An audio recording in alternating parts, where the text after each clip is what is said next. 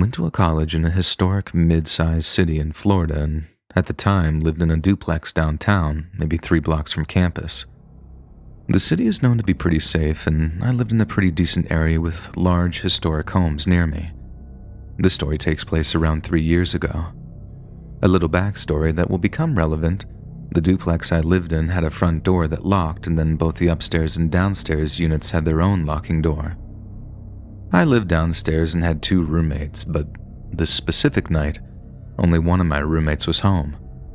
We knew the girls that lived upstairs, but only really spoke to them in passing. When they moved in, we emphasized how important it was to us for them to keep the main front door locked, and they did a good job of doing so. So my roommates and I are in for the night, knowing the front door is locked, and smoke a few joints. At some point, we hear a knock at the front door and quickly realize the girls upstairs had ordered a pizza. Later on, it becomes evident that they never locked the front door after receiving their pizza.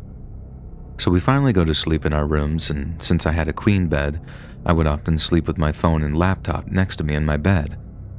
A couple of hours after I fell asleep, I woke up to a man standing over my bed. As soon as I realize that I'm not dreaming, I notice that he is quickly moving my phone and computer off my bed and moving my comforter, trying to get in to my bed. I start to ask him who he is, what he's doing here, and just generally confused as I was still slightly high from before I went to sleep.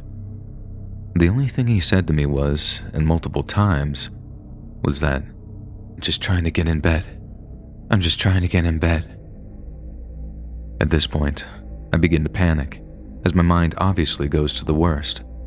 I was hoping that maybe my roommate had invited some random Tinder guy over and that he had gone to the wrong room, but the more I questioned him, all he had to say was, "I'm just trying to get in bed."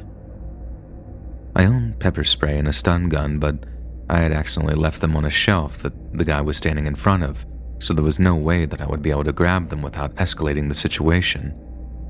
Realizing that I need to do something quick, I blurted out, "There are 5 people who live in this house, and if you don't get the F out of here now, I'll scream, and they'll all be here within seconds." Luckily, that was all it took to scare him off. I don't know if he had brought something with him or if he had stole something from me, but I saw him grab something in the dark and run out of my room. As soon as he left my room, I shut the door and locked it and tried to find my phone. I couldn't find it anywhere, but then quickly realized that between my room and the front door is the room of my friend that was home. As scared as I was terrified that the guy had maybe gone into her room. So I grabbed my stun gun and a pocket knife, counting to 3, and ripped open my door.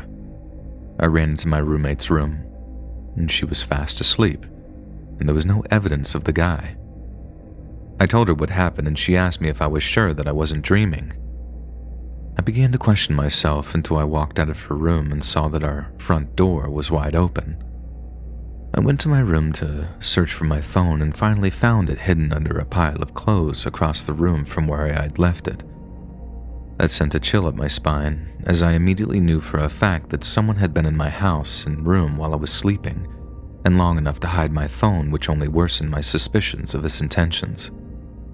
I ran back to my roommate's room, who at that point believed me, and we barricaded ourselves into the room and called 911.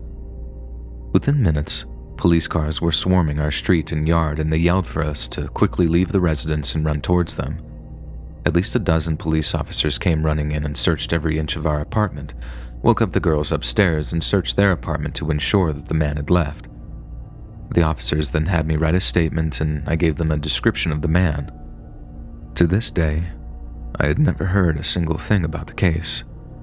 I feel incredibly lucky with the outcome of the situation, but the thought of his intentions terrifies me. Additionally, the fact that he was never caught scares me, as I would hate for anyone else to have to go through the pure fear that I did. I will add that there is a chance that he was on drugs or maybe mentally ill and didn't actually have any bad intentions. However, because he was never caught, I'll never know, and my mind will always assume the worst. If you enjoyed this scary story, listen to thousands more, either over on the Let's Read YouTube channel or podcast.